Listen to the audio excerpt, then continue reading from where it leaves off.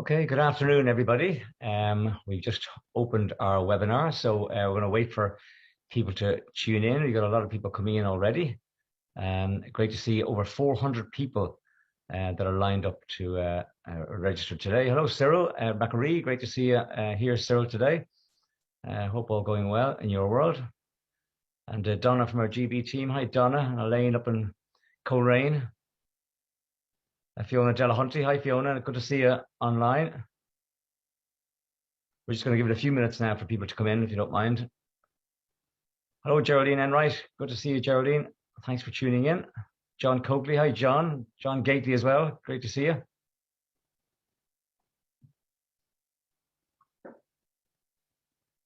Yeah, a lot of people tuning in. So just bear with me a few more minutes, folks, and we'll get going. A lot of interesting research to bring you up to speed on in connection with research we were doing in our top 4 markets.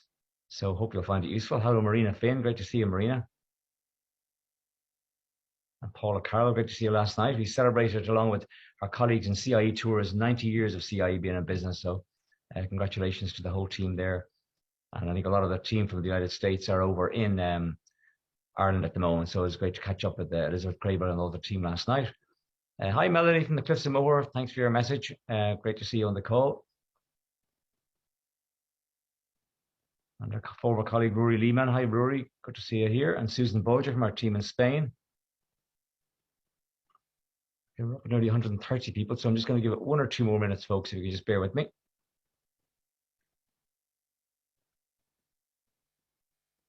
I hope you had a good summer season. Certainly the season seems to have been much better than we would have predicted at the beginning of the year, despite all the headwinds that we face.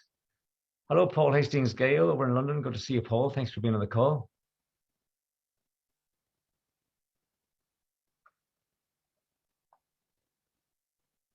Okay, let's give it 1 or 2 more minutes now. We're up nearly at 140 people and we'll get going. And welcome as well to our fellow colleagues from Fáilte Ireland and Tourism Northern Ireland, as well as some of my tourism colleagues from around the globe. Great to see you all. Okay, we're over 140, so I think we'll get started if that's okay. So look, good afternoon, everyone. I hope you're all keeping safe and well. I'd like to welcome you all to our virtual industry event. My name is Niall Gibbons. I'm the Chief Executive of Tourism Ireland. Now, we have a lot of people on here today, so it's great to be connected with you all and to talk about overseas tourism. So thanks for your continued support and for taking the time to be with us today. We haven't actually had one of these virtual events since before the summer, so we thought it would be a good idea to catch up today. We've seen that international travel has recovered more quickly than we might have hoped at the beginning of the year. Pent-up demand for travel, deferred bookings and accumulated savings have caused a surge in travel to the island of Ireland and to other destinations around the globe. Now, the air access picture is quite positive at the moment. We've got data from OAG showing that air seat capacity to the island of Ireland in October this year is about 96% of what it was in 2019. So that's very positive. Ryanair are tracking about 115% of what they were in 2019. Aer Lingus have announced new routes, one into Cleveland, Ohio, starting next May, and they've announced the restart into Bradley, Connecticut as well. So that augurs well for the US market for next year. However, I'm very much aware that recovery remains fragile and that as we emerge from COVID, other significant challenges for our industry have now emerged, including labour shortfalls, rising prices and inflationary pressures, as well as the volatile and changing geopolitical situation. Now, looking out to the end of 2022, Tourism Ireland has a very busy and targeted programme of promotions underway in all our overseas markets to win as much business as possible between now and the end of the year and to position us well for 2023. For example, in the United States, we've got a $1 million campaign underway to promote flights into Shannon Airport with Aer Lingus from Boston and New York, and with United Airlines from Newark, highlighting Shannon as a gateway to the Wild Atlantic Way. And in Great Britain, we have a £500,000 campaign promoting Derry and Donegal, which is in full swing. It's a 9-week campaign that will reach nearly 7 million people, and it includes digital outdoor ads in London's Waterloo station, as well as busy roadside locations in London, Birmingham, Manchester, Liverpool, Glasgow and Edinburgh. Our autumn campaign aims to take full advantage of late booking trends around the globe, and we know there's still plenty of business to play for. Lots of people are opting for shorter holiday breaks, and we know that autumn is a very good opportunity with lots of world-class festivals and events happening here, like the Dublin Theatre Festival, Galway International Oyster Festival, Puka, Derry Halloween, Savour Kilkenny Food Festival, Cork Jazz, Wexford Opera, and of course the Dublin New Year's Festival. Now, later this month, we'll roll out our Home of Halloween campaign in 9 different markets abroad, celebrating the island of Ireland's connection with Halloween. Also, towards the end of the month, Minister Catherine Martin will join me in New York to meet a lot of our trade and airline partners, and Minister Gordon Lyons will join me in Flavours of Ireland over in London, where I look forward to seeing many of you. However, today is about the overseas consumer and also what they're thinking and the findings from our latest research. And I'd like to introduce you to our speakers today. We've got Mark Henry, who is Tourism Ireland's Director of Overseas Marketing and Sustainability, Neil Alton, who heads up our Strategy and Insights section, and also we've got Olivia Mulhern, our Insights Manager. So I'm going to hand over to Mark, Neil, and Olivia now, and I'll be back again at the end for the presentation and the Q&A session, and I'll talk to you about the next steps. Thank you very much, and over to you, Mark. Thank you. Okay, thanks, Niall. Hello, good afternoon, everyone. Well, as Niall said, I suppose we experienced a more positive summer, really, than anyone anticipated. Stronger demand, certainly, than we initially expected. As Niall said, summer access there up to nearly 9 in 10 of the flights we had in 2019. But what does the future hold, in particular into the winter and looking beyond into 2023? So today we'll be, well, I suppose, debriefing what we used to call our COVID tracker, right? We were tracking COVID for the last 2 years, but yes, there's a bit of COVID in there, a bit of Ukraine, but of course, cost of living is increasingly the case. So we've rechristened it. It's our sentiment tracker now. As Niall has said, deep dive in the top 4 markets, but we've also cast the net a bit broader, looking in fact at 10 markets altogether. So lots of stuff in here. Neil and Olivia. Olivia's our Acting Insights Manager. Neil, our Head of Strategy and Insights. They're going to be running through the presentation results, the headlines. It'll take about 15, 20 minutes. Submit questions as we go. So use the Q&A function there at the bottom as you go. We'll stack up the questions. It can be for Olivia, it can be for Neil, it can be for Niall, it can be for myself. And we'll answer as many as we can, of course. If you've joined us before, you know that we are recording the session. So we'll send you a link to that tomorrow so you can share it with colleagues. And we also send you a summary of the research as well for you. So that will come to your inbox tomorrow. So it's a concise session today. We're hoping to finish by, around 2:40, 2:45, depending on the amount of questions we've got. So that's the plan. Let me hand over to Neil to get things underway. Okay, thank you, Mark. So it's a great opportunity to discuss the latest research. And as Niall says, the last time we did this was pre-summer. So it's good to look at the changes that we've seen in the market since then. So just to let you have a little bit of information about the research itself. So we've been doing this survey since really the very beginning of the pandemic and trying to keep as similar as possible research over that time so we can see how the recovery tracks over time. So this particular wave was done during the bulk of September, so from the 8th to the 21st. And as with the previous waves, it was done by Red Sea Research. We don't just talk to anybody in the markets. We actually look for people who we call outbound holiday makers. So in order to qualify to take part in the survey, people need to have taken an international holiday in the last 3 years or plan to do so in the next 2 years, except for in Britain, where we allow a wider social classification. We only allow people who are ABC1, and we only allow people with a minimum household income in long-haul markets. And this is really to make sure that we're talking about people who are in scope to come to the island of Ireland and to come now. As Mark said, we've got 10 markets that we surveyed in this wave. So Great Britain, Germany, France, and the US. We do those every wave, and we do 1,000 interviews in those markets. And then in Italy, Spain, Canada, Netherlands, Switzerland, and Denmark, we did 500 surveys this wave. So quite a thorough review, and we wanted to do that because we're making our plans for next year, and we want to know in all of these markets exactly the best way to promote the island of Ireland. So let's look into the results then. So the first thing that we look at is what we call comfort, and we've been tracking this measure since the very beginning of the COVID tracker, now the sentiment tracker. So what this says is, in the next 3 months, how comfortable are you taking a short break or holiday in Europe? And the reason we use this measure is because it's not very seasonal. You can be comfortable to take a holiday even if you don't plan to. So you can be comfortable all the way through the winter or through the summer in the same level. And it just gives everybody a sort of a benchmark that we can look across. So the good news is that in this wave, September, we've seen the best levels of comfort in all of the markets. So now we can see that between 7 and 8 out of 10 people in our top 4 markets are now comfortable taking a short break or holiday in Europe by the end of the year, the next 3 months. And that's no mean feat, because if we look back to November 21, for example, in Britain, only 17% of people said they were comfortable taking a short break or holiday. So it's really good to see this coming back up to the sort of 70, 80% mark from the top 4 markets. So this is a real reassurance point that things have moved forward and have consistently improved now wave on wave. As we look across the markets, we can also see that comfort level is high in all the markets that we track across the rest of Europe and Canada. And you can see that when we last did all the markets, which actually was quite a while ago now in June 21, things have improved dramatically. Switzerland even is the lowest improver, but it's actually 81% of people comfortable taking a short break or holiday in Europe. So good scores there, and reassuring to see that really come back. And we've been saying along the line that the fundamental desire for travel continues, but this is evidence of that actually happening. We thought we'd look this time particularly at age. So in Britain and Germany, on the left-hand side there, you can see how all the different age groups are sort of tracking very similarly, and actually comfort is strong in all age groups. In the US and France, we can see that the comfort has improved in all age groups, and it's actually improved solidly in all age groups.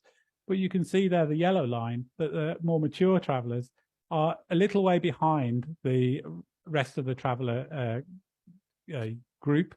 And that shows us a little bit of a concern that we need to continue to track, because they're quite important visitors to the island of Ireland. So that's something that we continue to look at throughout our analysis. So Tourism Ireland has set in place a recovery framework since the beginning of the COVID-19 pandemic. And effectively, it's got 3 main stages: restart, rebuild, redesign. Restart is about getting people to come to the island of Ireland, oil in the wheels, making sure that we get the good volume growth. Rebuild about revenue growth, making sure that the industry is profitable. And redesign is about making sure that we have a sustainable future. So the first thing we want to know for 2022 was, did that restart happen? Or are we comfortable that restart has been completed? So that's what we're looking at here in this section. So we've seen quite a bit of travel now from our source markets. So 86% of people have taken at least some sort of holiday and break, which is good to see. And in terms of a European break, 42% say that they've done that in the last year, during 2022 so far, and 15% have actually left Europe and done a trip elsewhere. So that makes 50%. So half of our sample have now left their own country on a holiday or short break. See, that does change quite a bit by market. So you see there at the top, Switzerland, 3/4 of our outbound holiday makers have actually left Switzerland for a holiday or short break. And it drops down as we go through to the sort of bigger markets that we see. Great Britain, for example, over 1/3 of people have done that. US, about over 1/3, and Canada, about 1/3. So it does vary by market. But nonetheless, we are seeing people now taking trips, taking holidays outside of their home market. We can also see that age profile come through into actual behavior as well. So if we look at the people who have taken an international trip during 2022, 60% of 18 to 34s say that they have, whereas that drops down to 41% above the 55 pluses. Interestingly, we can also see, if we look at people who have previously been to the island of Ireland, so these people who in the past have been to the island of Ireland, 61% of those say that they've already taken an international trip in 2022. So we do seem to attract a sort of very resilient group of travellers when they come to the island of Ireland. Of the people who've taken a trip in 2022, you can see a good level of satisfaction with that trip, and actually 6 out of 10 people who've taken a trip say that they actually beat their expectations. So that's really good to say that, you know, people are taking their trips, they're actually enjoying their trips, and therefore they'll want to come back and do more trips in the future. So a positive sign there. And then also we asked people, okay, so you took a trip, well, what did you do? What type of trip was it? And therefore, does that link in with the Island of Ireland's product? So you can see city break and sun, really strong. 4 in 10 of our outbound holiday makers say that they did that. This is exactly what was predicted as we went through, that these sort of main holiday types, and particularly the sun, would dominate. Visiting friends and family, again, 22%. So if we look at things that the Island of Ireland itself would be more sort of competing for, touring and countryside trips, 17% of the people who took holidays say that they did a touring trip, and 10% said they did a countryside trip. So certainly there is a lot of travel that's happened, and we are in the mix there. But it is a flag that sun holidays in particular and city breaks were sort of dominant so far. So we move on. So that was 2022 and the restart. So let's have a look from now on at the future of what we're looking ahead to. So we've asked this question as well throughout the research, right from the start of the pandemic. So when do you think you'll next take a European trip? And you can see there that we see 82%, so almost all really of our samples say that they will take a European trip by the end of next year. That's up from same time last year, when 69% of people said they would take a trip by the end of 2022. And also, interestingly, when we look back just to the April wave, their last wave, it was actually quite a good predictor of what would happen. So when we said back in April, would you have taken an overseas trip in Europe by the end of August 2022, 39% of people said yes. And actually, it turns out that 42% by the middle of September had done so. So it's good indication that this is quite a solid index of when people will take a trip. So hopefully we will see next year 82% of people definitely intending to travel, which is a great score. See, that does change across the markets, but it's pretty solid in all those markets. So Britain, for example, 3/4 of people say they'll take a trip outside of Britain by the end of 2023. And considering that their scores are lower generally for 2022, that's a good score as we go forward. So that intention to travel is very strong. So if people are intending to travel then, and they have plans to travel, how far down the planning process have they got? Are they already confirmed on where they're going, or can Tourism Ireland and the industry play a role in persuading them actually to come to the Island of Ireland? So we asked this question basically on your next trip, how far down this route have you gone? And you can see there that basically 7 in 10 are yet to decide. And as we move across the timeline, so people who are taking a trip before the end of the year, over half of them haven't actually decided where they're going to go. But then as you go through to the end of next year, 83% haven't decided where they're going to go. So there's really a lot to play for in terms of people that can still be persuaded to take a break in the Island of Ireland going forward into 2022 and 2023. In fact, this rises quite a bit and changes by market, but overall, a very sort of big group of people there still to persuade to come to the Island of Ireland. So we also looked a little bit more ahead and seeing, if people are saying they're intending to travel, what do they think? And this is a bit of an ask of people to really think back to pre-COVID and think forward to the future. But what do they think they're going to do in terms of taking more or fewer short breaks holidays outside of their country? So you see there that if we look at the left-hand side, short breaks, so we asked people, would you take more than pre-COVID? And actually 1/4 of people say they'll take more, and about 1 in 10 say that actually, no, I think I'll take less. We do see that 1 in 10 come across more or less all the survey, that there's that group of about 1 in 10 that are very cautious. But overall, anyway, you've got this 1/4 saying more and 10% saying fewer, which leads us to a net 15% saying more, which is a really positive score. And then you can see how that pans out over the markets, with the US being particularly positive, 30% net of people saying that they would do more short breaks than pre-COVID, And even Britain, which are the most cautious in our sample, really, in many ways, 7% more people saying that they'll take more short breaks than pre-COVID versus less, fewer. So longer holidays, see a very, very similar pattern here. And that probably indicates there's a little bit of uncertainty, but overall, it's a pretty good, solid picture for future travel. So I'm going to hand over to my colleague Olivia now, who's going to run through some of the potential bumps in the road and the way forward. Olivia.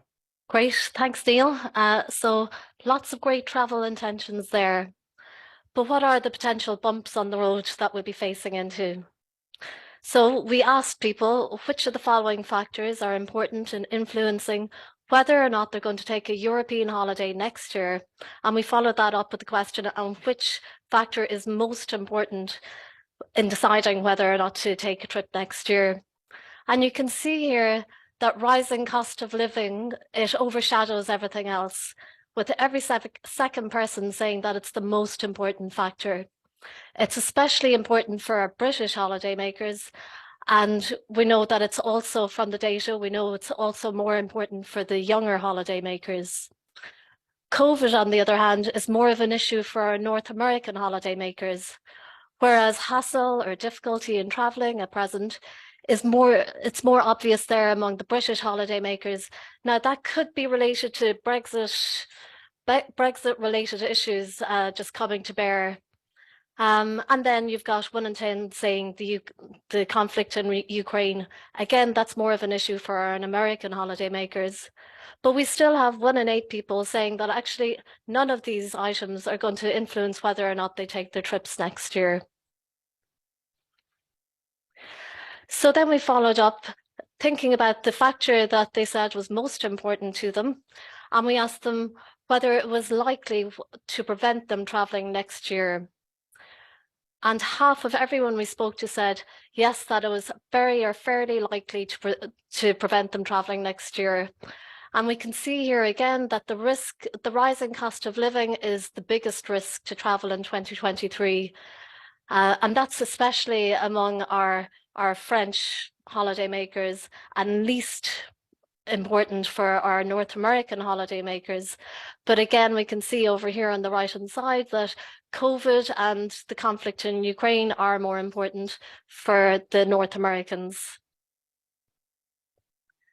Okay, so just to give a sense of how things have changed since we last did the survey back in April, when we surveyed the top 4 markets, on the left-hand side, you can see here that actually there was very little between each of the different issues, 4% difference between each of them. Again, rising cost of living was on top, but the rest of the issues, there was only a step change between them compared to, again, if we filter on just our top 4 markets, so we're comparing like with like, we can see that rising cost of living overshadows everything. In fact, it's over 4 times a bigger risk to travel next year than COVID.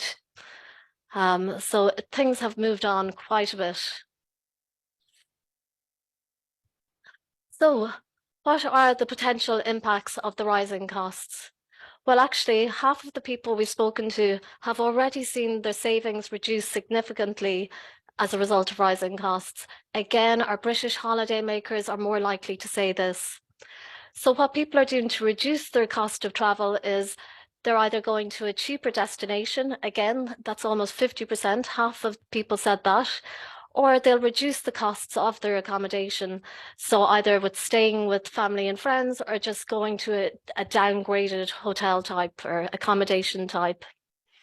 And then the alternative is that they'll take fewer short breaks, but it won't affect their main holidays. And that's said by 2 in 5. And 1 in 3 will either cancel or postpone. So that's the least popular approach to dealing with the rising costs. But after almost 3 years of the pandemic and reduced travel and restricted travel, there's still lots of encouraging signs there that would make us think very positively for next year. And these are just a sample of them. So 6 in 10 say that they can't wait to get away. At present, a third say that rising costs won't have any real impact on their spending for travel. And that's not surprising when you see the next line, which is 1 in 4 that say international holidays are an essential. It's just not something that's up for grabs. And even those who say they're extremely worried about rising costs expect to travel more next year than in 2022 or pre-COVID. So lots of encouraging things there. So Neil, I don't know, do you have anything to say on that? Yep. So thanks, Olivia. That's very clear. So I suppose just in a summary, how do we reconcile then what I was saying with 82% people expecting to travel by the end of next year, record comfort levels, higher travel intentions than pre-COVID, with what Olivia's been saying about the fact that half of the people are actually very or quite likely to be impacted by one of those factors there, and particularly cost of living throughout 2023. So I think our take on this is that actually that strong wish to travel is so strong that people are just in their heads, before we prompt them on the barriers, they're saying, yeah, I'm definitely going to travel, I'm definitely traveling in future. And remember, we're looking at this sort of relatively comfortable group of people, the ABC ones in market, but they've got that very, very strong wish to travel.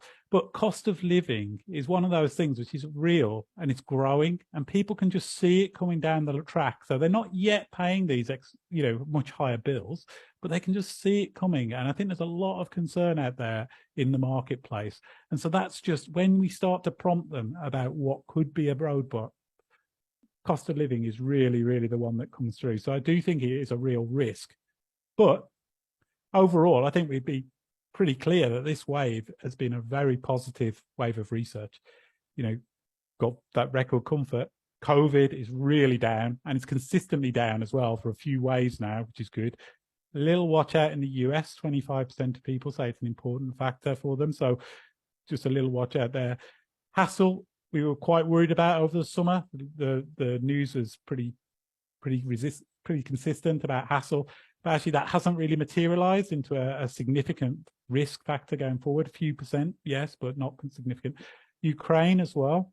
Ukraine conflict, it could have been, and still might be, of course, but could have been quite a lot bigger in its influence. And based on previous conflicts, we could have felt that. But thankfully, so far, at least, not a major deterrent for travel, which is obviously good. So positive but risky, I think. And I suppose if we look at what we can do as an industry, well, I think we should take that positivity from this wave and go forward with a positive outlook, and not be too down on the risks that we do see, like continuing risk, but very positive from the consumers so far. I think we can do what we can to promote the fact that in the island of Ireland, there's some good value, great value to have. That might not be cheap, but it's value. So you can have a great experience on the island of Ireland. And I think that's another thing to make sure that we do sell and are very clear about the great experience and great products that we can have here on the island of Ireland, and make sure that feeds into that holiday makers' resilience of demand as we go forward. So good, very positive, a few risks, particularly cost of living going forward. So I'll hand over to Mark, who's going to look at some question answers that hopefully you put in the chat. Thanks, Mark. Oh, thanks, Neil. No, so putting your questions in the chat, I've got the easy answer, not the chat, the Q&A box. Yeah, fill it in there. A couple have come in already. But as Neil has said, overall, more positive than we thought it was going to be, right? A significant potential increase in demand evident there. So I think of those figures, half have taken a holiday already in 2022, or maybe, just over 5 in 10 by the year end. But you've more than 8 in 10, and that'll be the case next year. We're in a situation where this winter, it looks as though we'll have essentially entirely recovered the air access that we'd lost back to 2019 levels. So there's lots of reasons for optimism, despite the cost of living challenges. Although Olivia has flagged there, it may change what people do, where they go, where they stay, how much they spend, and some will travel less. But overall, plenty of positives. And thanks for the questions coming in. So let me see where to start. Okay, well, Cyril had one there that I might tackle, because in fact Neil's already referred to it a bit. Cyril was saying, do you feel the debacle with Aer Lingus and its booking system, along with the chaos regarding lost or delayed baggage, has or will impact on tourism next season? The short answer is no, not really. I mean, as Neil has shown there, everyone acknowledges this hassle, but it's not unique to Ireland. It's being experienced across the board. and we have tracked coverage of Ireland internationally to see was there any particular disproportionate focus or negative focus on Ireland in terms of delays. No is the short answer. I mean, every airlines, every airports have struggled with the turn in demand. So in truth, while some people will have sad stories to tell, in the main, we don't see that likely to impact on demand next year. One, Neil, I might throw your way here from Eddie. Have you looked at the LGBTQ market between all your holidaymakers? Something you've looked at for Tourism Ireland? Yep, yeah. So before the pandemic, actually, we did a research project into LGBT plus travellers to the island of Ireland. And it's interesting to look at that, which we've sort of building through our different work streams. I mean, effectively, what we found was that whilst there's some hygiene factors, I suppose, amongst the LGBT group that come to the island of Ireland, the actual demand for the product is quite similar. So people want a great holiday, they want to experience the outdoors, they want to experience all the great things that the island of Ireland has to offer, but there is this need for reassurance that it's an open and welcoming place to visit, which was generally seen quite positively. But we do have some work in play across the markets to make sure that that is reinforced as appropriate around the world. Now, there's a couple coming in terms of longer haul travel. One from Connell here in terms of the projection for reopening the Chinese market. Any thoughts about that for the year ahead? A difficult one to call. I mean, it's amazing to think that this, started back in China in January 2020, and China was reopening as a society much earlier than everyone else, and now we've got a zero COVID policy in China. There seems to be some mutterings of a possibility of the Chinese market starting slowly to emerge in the next number of months. They have simplified their entry requirements. You'd still need a COVID test to get into China, mind you. Flights have restarted between the UK and China. Some of them have. But we're still, I think, a bit off. So, perhaps the second half of 2023, maybe. I mean, Tourism Ireland has still maintained a presence in China. We're still doing social media work. So we'll watch that market very closely. But I think probably the second half of 2023 is the best guess for now, but we keep an eye on it, Mark. Great. Liv, you're going to throw a couple of technical questions your way. Someone asking, could we check what the sample size was? Was it 1,000 survey participants across the top four or 1,000 in each of the top four markets? And just linking another question to that, did you ask anything about experienced brands in the survey, whether people are more likely to visit the Wild Atlantic Way or St. East or so on? Yeah, so it was 1,000 interviews in each of the top four markets, and then 500 interviews in each of the mid-tier markets. And the survey didn't cover the experiences. It did cover intended visitation to Ireland, but not within the brand experiences.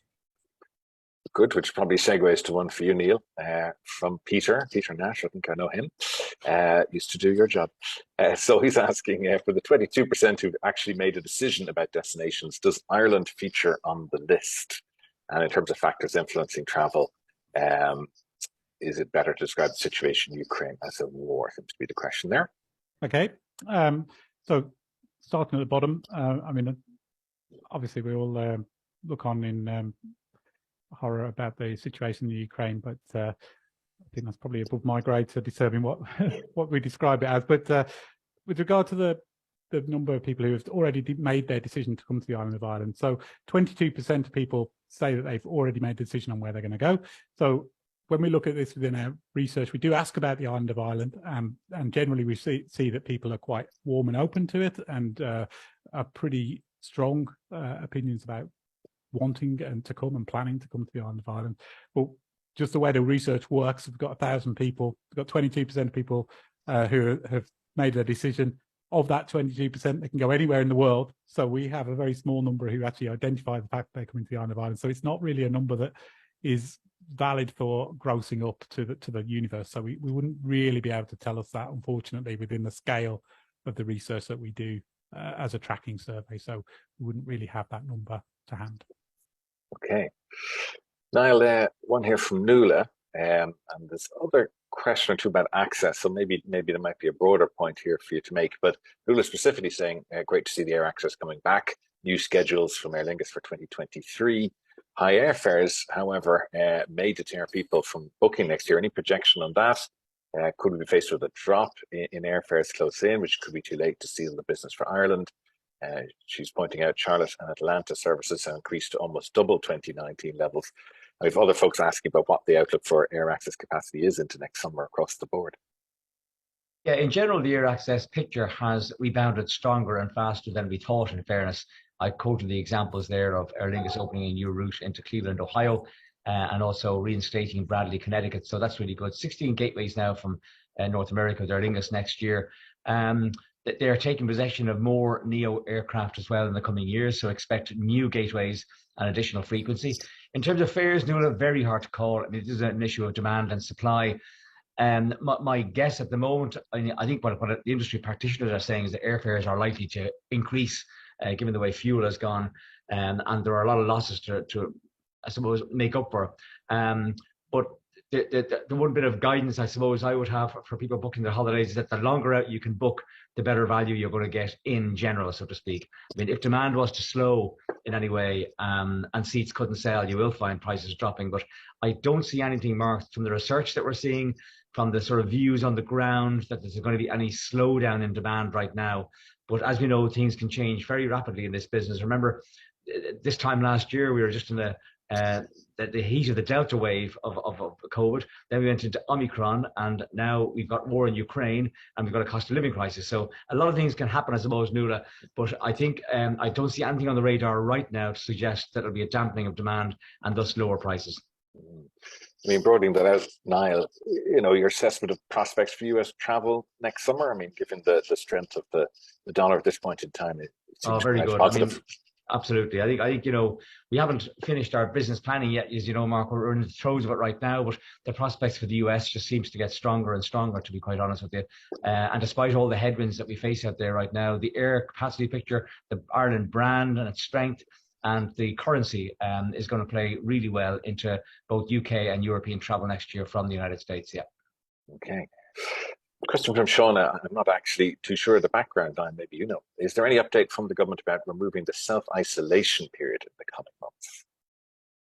I have no insights in relation to that, Shauna. I haven't heard any rumours, so I don't know what the background to it is. So self-isolation, I think, will be there for the while. I think COVID numbers are starting to go up again a bit. I know there's some commentary today, and I wouldn't think heading into the winter period that we'd see a removal of those. So I can't give you any insights, though. I haven't heard anything. Sorry. Okay, great. I mean, I think we've covered all the topics that came in there. There was some overlap in the questions there, but I think we've addressed all the points. So any last ones? Going? We're going to finish on time. Niall, over to you for any final words. Great, thanks very much, Mark, Neil, and Olivia. Really interesting insights there, and we're all aware of the challenges facing the industry, but it's fair to say it's clear that many people are looking to plan their travel over the coming months, and there's still time to influence decisions about the choice of destination in the run-up to the end of 2022. And there are a lot of people now looking at 2023 and planning their holiday, and I think the prospects actually do look quite good. Rest assured that we in Tourism Ireland are doing everything we can to win as much available business as we possibly can in Q4 this year and into next year as well. So look, that's all for today. We're delighted to have so many of you join us, over 200 on all during the course of the webinar. We welcome all your questions and feedback, and thanks again for being so generous with your time. Look forward to seeing as many of you as possible over the coming weeks and months here at home and abroad, and seeing you all in real life. I'll be up in Belfast tomorrow for Hospitality Exchange. And also I'll see you at Flavours of Ireland as well later in the month, and World Travel Market obviously in November. So stay safe. Thank you very much. Thanks to all the colleagues, and thank you for joining us. Bye bye.